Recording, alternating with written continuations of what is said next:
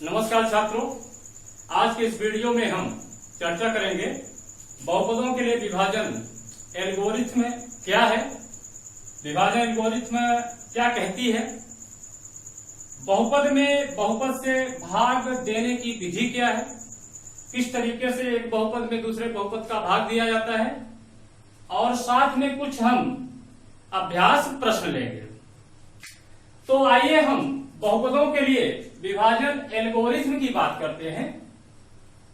अब इसका स्टेटमेंट या इसका कथन या ये जो कहती है एल्गोरिथ्म, हम उसका स्टेटमेंट देने से पहले आपके सामने हम एक एग्जाम्पल रखते हैं, उदाहरण रखते हैं। मान लीजिए हमारे पास एक संख्या है 15 और इसमें हम भाग दे रहे हैं काहे का, 4 का। 15 में 4 का हम भाग देते हैं। जब 15 में 4 का भाग देते हैं तो भाग देने का मतलब क्या हुआ है, यहां पर जरा देखिए, कल्पना करिए यह 15 सेंटीमीटर की रेखा है और यहां पर एक 4 सेंटीमीटर की रेखा है। 15 सेंटीमीटर की रेखा है, 4 सेंटीमीटर की रेखा है। 15 में हमें 4 का भाग देना है। तो एक्चुअल में जब भाग देते हैं तो हम वहां पर यह देखते हैं कि एक्चुअल में जो 4 है जिसका हम भाग दे रहे हैं, इस 15 में पूरा कितने बार शामिल है। तो ये 4 हमारा यहां तक आया एक बार, फिर यहां से एक बार, और अर्थात 4 कितने बार शामिल हुआ, यहां से यहां तक 2 बार, फिर यहां से यहां तक और शामिल हुआ, कितने बार हो गया, 3 बार। यहां से यहां तक 4 हमारा कितने बार शामिल हुआ, 4 4 4, यानी 4 4 4 कितने हो गए, 4 4 8 और 4 12। शेष कितना बच रहा है, जो यहां पर शेष बच रहा है वो कितना बच रहा है, 3। तो भाग देने का मतलब यही है कि 4 हमारा 15 में पूरा कितने बार समाहित है, सम्मिलित है। तो यहाँ 4 कितने बार समाहित है, पूरा 3 बार। इसका मतलब है कि जब 15 में हम 4 का भाग देते हैं तो 4 पूरा कितने बार आएगा, 3 बार आएगा। और जब 3 बार चला गया तो 3 बारों का मान टोटल कितना हुआ, 4 4 8 4 12, तो हो गया 12। अब यहां शेष कितना आ रहा है, 3। तो शेष कैसे मिलता है भाग की क्रिया में, हम 15 में 12 को घटा दें, कितना मिल जाएगा, 3 मिल जाएगा। तो यहां पर जो है संख्या हमें क्या मिली थी, 15 है। किसका भाग दिया था, 4। तो 4 कितने बार गया, 3 बार।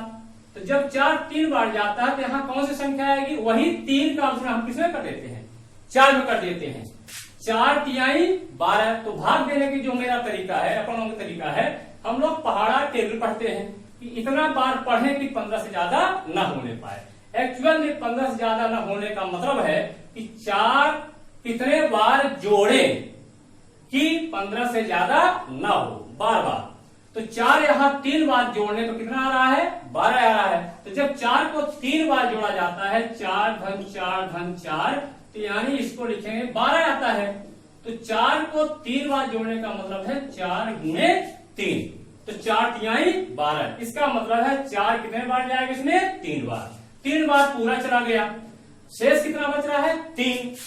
तो यहां पर अब इनको आप जानते हैं, इसका हमने भाग दिया तो ये हमारा हुआ क्या, भाजक। किसमें भाग दिया आपने, 15 में, जिसको बोलते हैं भाज्य। और भागफल, भाग देने के बाद पूरा कितना है, 3, इसको बोलते हैं भागफल। और यहां 3 हमारा कितना है, शेष फल। अब इसमें संबंध क्या होता है, ये आप देख चुके हैं कहां, यूक्लिड विभाजन एल्गोरिथ्म में। वहां पर आपने देखा था कि भाज्य बराबर होता है भाज्य गुणे भागफल धन शेषफल। तो भाज्य कितना था आपका, 15। भाजक के रूप में आपने क्या लिया था, 4। तो जब 15 में 4 भाग दिया था तो आपको 2 संख्याएं अपने आप मिल गई थी। क्या मिला, भागफल यानी 3, और शेषफल कितना मिला, 3। और जोड़ दीजिए, क्या बराबर होता है, 4 तिहाई 12 धन 3 बराबर क्या, 15। तो भाज्य का मान किसके बराबर होता है, भाजक गुणे भागफल और धन जानते थे पिछले जो वीडियो था उसमें यूक्लिड विभाजन एल्गोरिथ्म कहते थे। और यहाँ पर क्या ये बहुपदों के लिए भी सत्य है? तो हाँ, बहुपदों के लिए भी ये रिजल्ट सत्य है। यूक्लिड बहुपदों के विभाजन एल्गोरिथ्म यही तो कहती है कि यदि एक बहुपद में दूसरे बहुपद का जब हम भाग देंगे तो हमारे पास दो अन्य बहुपद इस प्रकार से मिल जाएंगे कि भाज्य बराबर होगा भाजक गुणे भागफल धन शेषफल। तो स्टेटमेंट पर आने से पहले हम आपके सामने एक उदाहरण देते हैं। एक चीज हम और आपको बता दें, जो 15 में हमने भाग दिया था किसका? 4 का, तो आप डायरेक्ट आ गया 4 के 12, यहाँ कितना आया था शेषफल? 3 आया था। अब 15 में 4 का जब भाग दें तो 15 को थोड़ा सा हम डिस्टर्ब करके लिखें।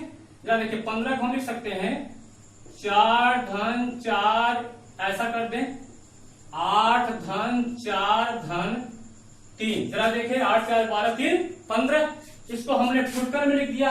अब यहां पर हम क्या करते हैं, 4 का भाग देते हैं। ऐसा करके 15 को मैंने ऐसे लिख दिया।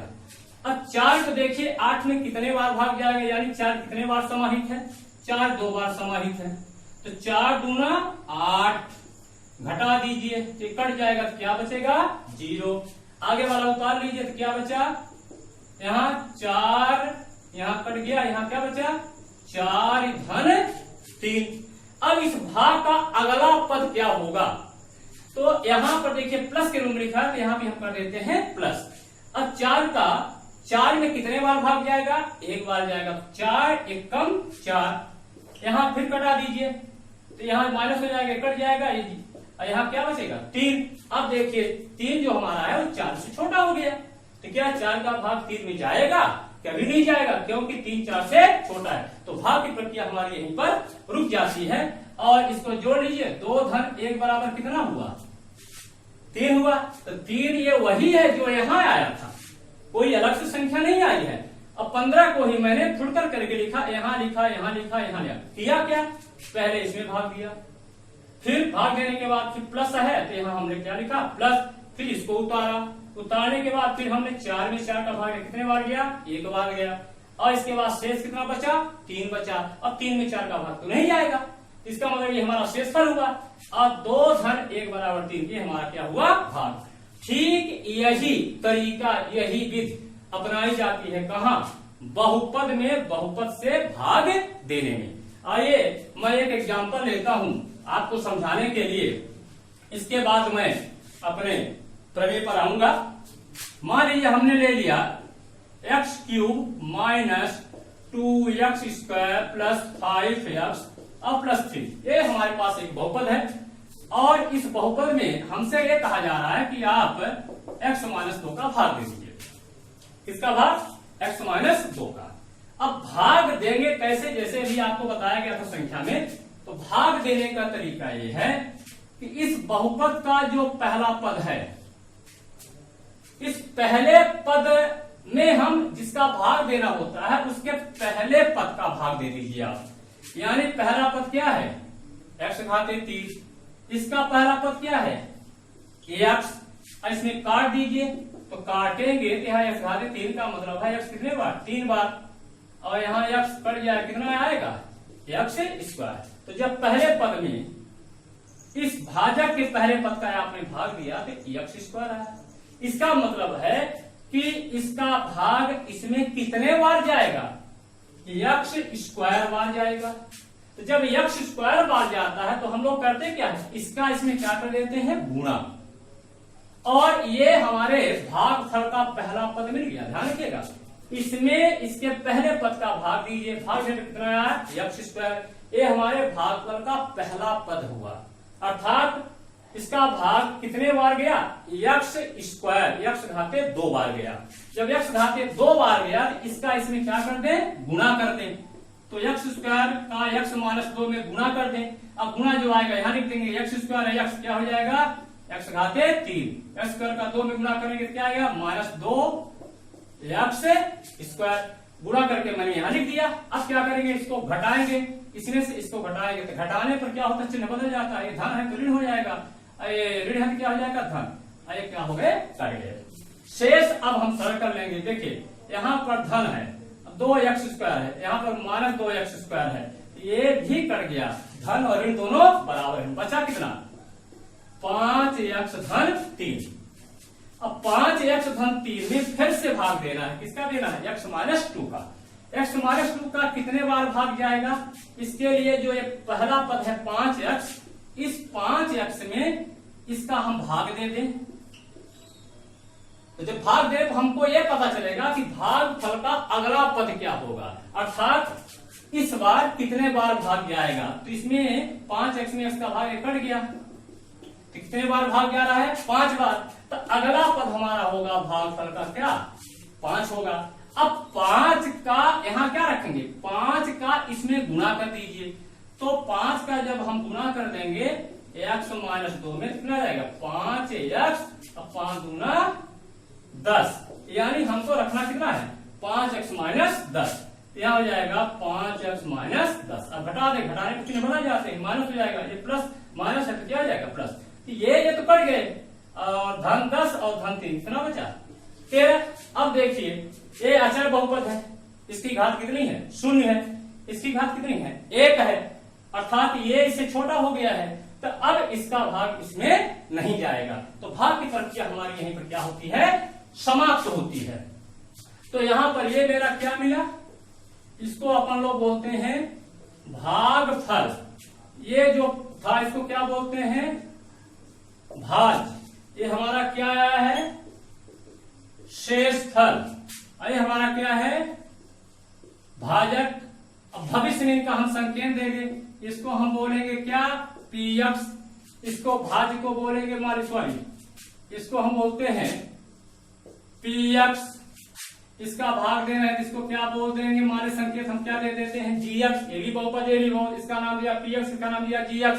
भागफल है इसको हमने नाम दे दिया qx, और जो यहाँ शेष फल है इसका नाम दे दिया हमने rx। ये भी बहुपद ये भी बहुपद ये भी बहुपद ये भी बहुपद, ये हमारा भाज्य है क्योंकि इसमें हम भाग दे रहे हैं, ये हमारा भाजक है क्योंकि इसका हम भाग दे रहे हैं।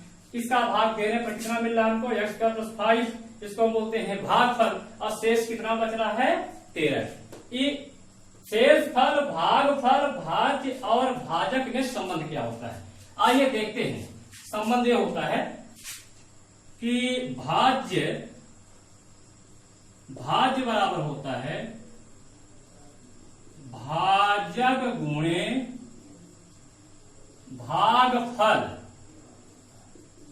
धन शेषफल।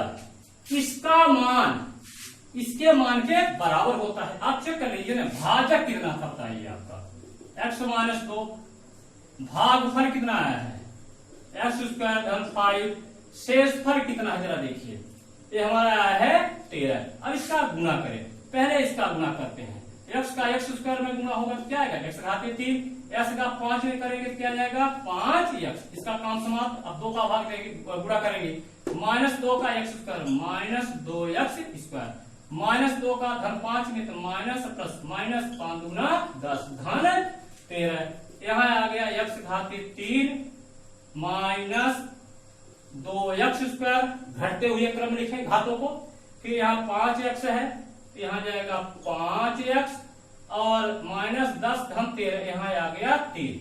ये देखिए वही चीज आई कि नहीं आई, यानी ये हमारा हो गया किसके बराबर भाज्य के बराबर।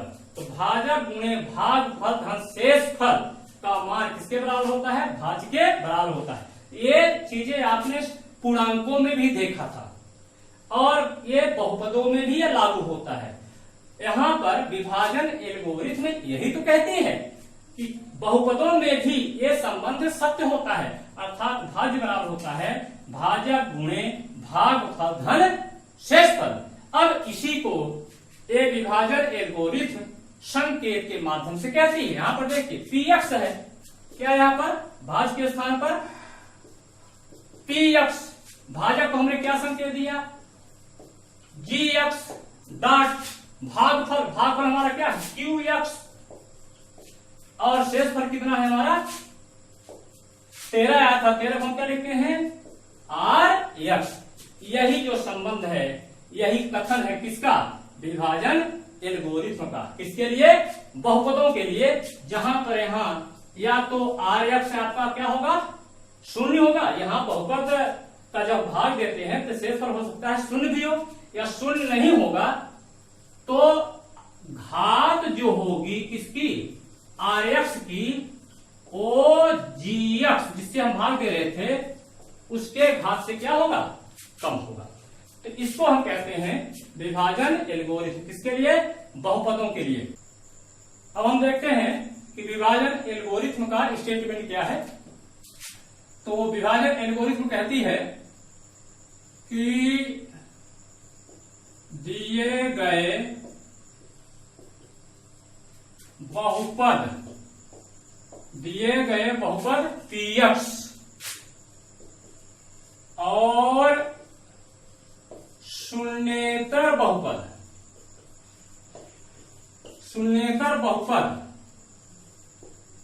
GX के लिए, इसको शून्येतर इसलिए कहा गया है क्योंकि इसी का तो हम भाग देते हैं। किसमें देते हैं? PX में। तो शून्य का भाग परिभाषित नहीं है, इसलिए जिसका हम भाग देंगे वो शून्य नहीं होना चाहिए, अर्थात शून्य बहुपद नहीं होना चाहिए। तो दिए गए बहुपद PX और शून्येतर बहुपद GX के लिए दो ऐसे बहुपदों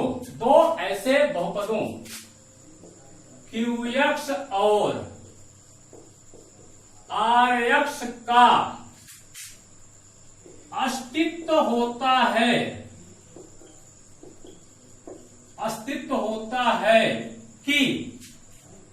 मतलब यदि ये बहुपद है और हमको GX दिया है, GX का हम PX में जब भाग देंगे तो हमको दो बहुपद मिलेंगे। कौन कौन? QX और RX। और जो मिलेंगे उनमें संबंध क्या होगा? तो वही बोल रहा है, अस्तित्व होता है कि PX बराबर होगा GX dot QX plus RX।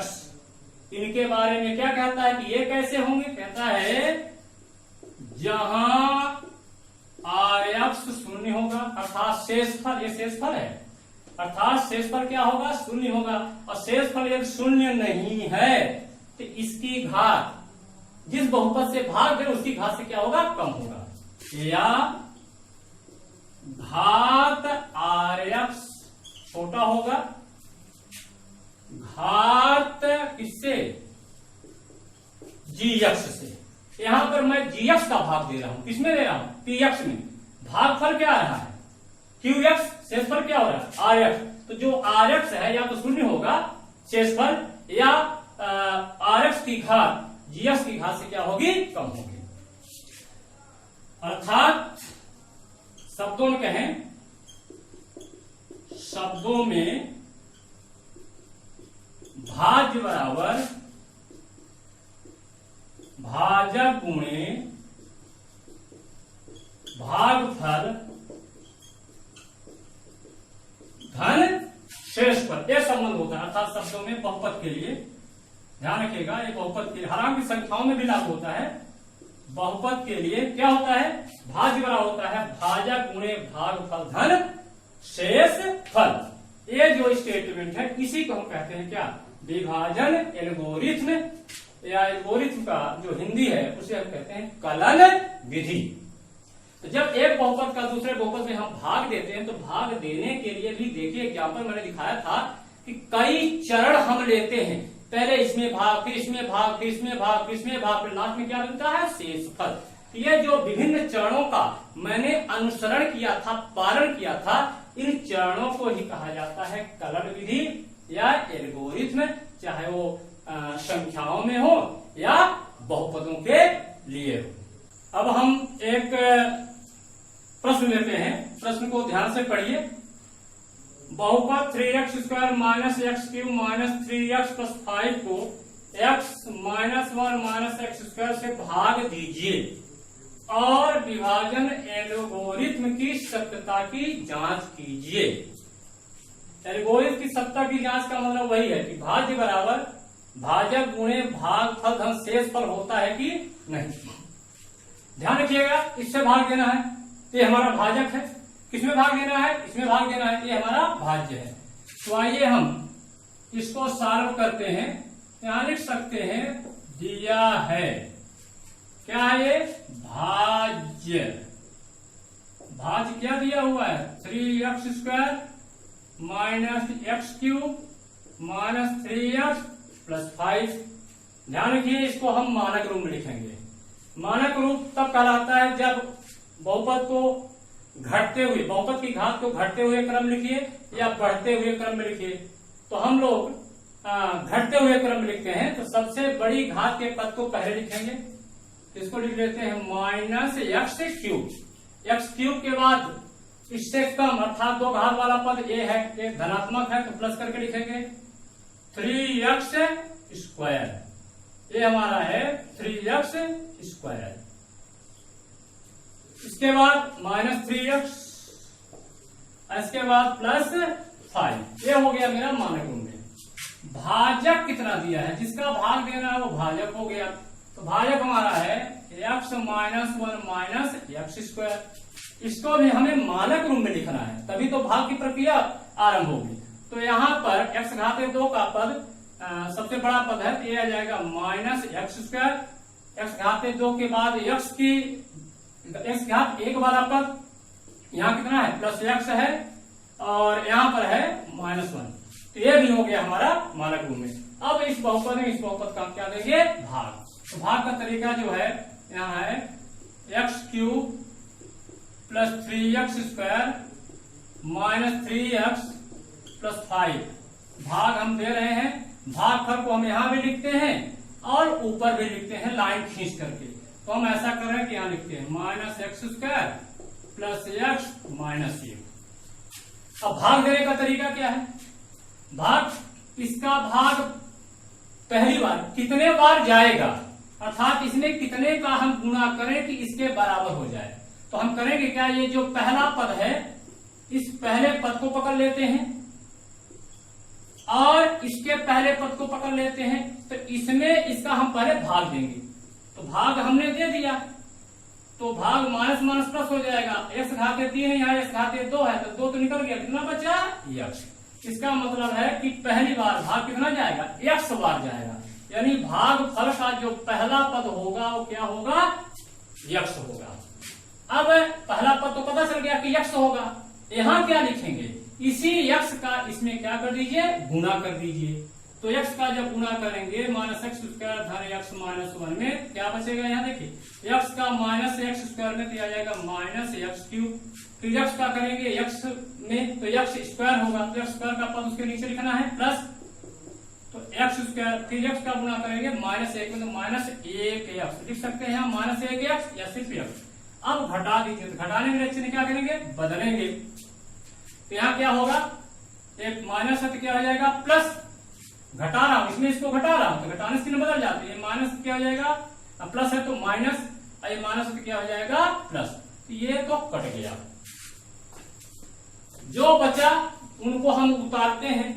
तो यहाँ देखिए सजाती पद आपस में जुड़ेंगे। सजाती यानी x घाते 2 वाला x घाते 2 से, x वाला x से, अचर पद से। तो x 3x² है, यहाँ माइनस x² है, तो इसमें से इसको घट जाएगी। माइनस है, ये धन है। 3x² में 1x² निकाल दो, कितना बचा? 2x²। यहाँ धन 1x है, यहाँ ऋण 3x है, तो ऋण 3 में धन 1 निकाल दीजिए तो ऋण 2x। और यहाँ क्या बचा? 5। फिर से हम भाग देते हैं। अब देखते हैं कितने बार जाएगा। तो कितने बार जाएगा ये कैसे पता करेंगे? ये जो पद है इसमें इसका भाग देंगे, तो दे दीजिए 2x² में किसका? माइनस x² का। तो यहाँ पे ये कट गया, यहाँ माइनस है, तो कितना आ गया? -2। इसका मतलब कितने बार जाएगा इसका भाग? अगली बार -2 बार। यहाँ लिखेंगे -2। यहाँ क्या लिखेंगे? वही जो -2 आया है उसका इसमें हम गुणा करेंगे, और गुणा करने पर जो आएगा उसको इसके नीचे लिख देंगे। तो आइए -2 से गुणा करिए, तो -2 का गुणा करेंगे माइनस x² में तो आ जाएगा 2x²। -2 का गुणा करेंगे x में तो -2x, और -2 का गुणा 1 में करेंगे -1 में तो माइनस माइनस हो जाएगा प्लस, हो जाएगा +2।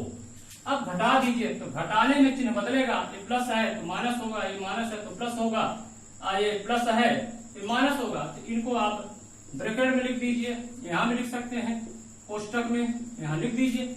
अब देखिए ये इससे कट गया, -2x है, यहाँ क्या है? +2x। ये बराबर है दोनों, लेकिन ये माइनस है, ये प्लस है, तो ये भी कट जाएंगे। क्या बचा? +5 है, यहाँ क्या है -2, कितना बचा? 3। ये क्या है हमारा शेषफल, ये क्या है भागफल। तो आगे हमें क्या मिला? आगे हमें मिला भागफल। भागफल बराबर कितना मिला? x - 2। शेषफल कितना मिला? शेषफल मिला हमको 3। ध्यान रखिएगा, मैं आपको बता दूं, ये हमारा क्या है px है, ये हमारा क्या है gx है। ये क्या मिला हमारा? यहां मिला qx, ये क्या मिला rx। यदि हम संकेत दे दें तो ये हमारा px है, ये हमारा क्या है gx है, ये हमारा qx है, ये हमारा क्या है शेषफल है यानी rx। चलिए संकेत मैं यूज नहीं कर रहा हूं। अब हमें विभाजन एल्गोरिथम की सत्ता की जांच कीजिए। एक चीज ध्यान रखिएगा, यदि यहां शेषफल 0 आ जाता, शेषफल 0 आ जाता, तो जब शेषफल 0 हो जाता तो हमें कहते कि ये इस बहुपद का एक गुणनखंड है। यदि शेषफल 0 हो जाता, rx का मान 0 हो जाता, तो हम कहते कि ये बहुपद इस दिए गए बहुपद का एक गुणनखंड है। लेकिन यहाँ पर ये बहुपद इसका गुणनखंड नहीं है, क्योंकि शेषफल हमारा 0 नहीं आया। कितना आया है? 3 आया है। आइए विभाजन एल्गोरिथम सत्ता की जांच करते हैं। क्या होता है? भाजक गुणे भागफल धन शेषफल। देखते हैं इसका मान किसके बराबर आना चाहिए? भाज्य के बराबर आना चाहिए। भाजक कितना है? यहां देखिए -x² धन x -1 गुणे भागफल कितना है? यहां देखिए x - 2 धन शेषफल कितना है? यहां पर 3। चलिए इसको सरल करते हैं। x का गुणा, चाहे पहले इसका गुणा इसमें करिए या इसका गुणा इसमें करिए। चलिए इसका गुणा करता हूं। x का गुणा इन तीनों में करूंगा बारी बारी से। तो x का इसमें क्या आ जाएगा? -x³। इसमें करेंगे x का गुणा कितना आ जाएगा? x²। x का गुणा ऋण 1 में करेंगे तो ऋण x, इसका काम समाप्त। अब किसका गुणा करेंगे? ऋण 2 का। ऋण 2 का गुणा इसमें करते हैं तो ऋण धन, तो धन 2x²।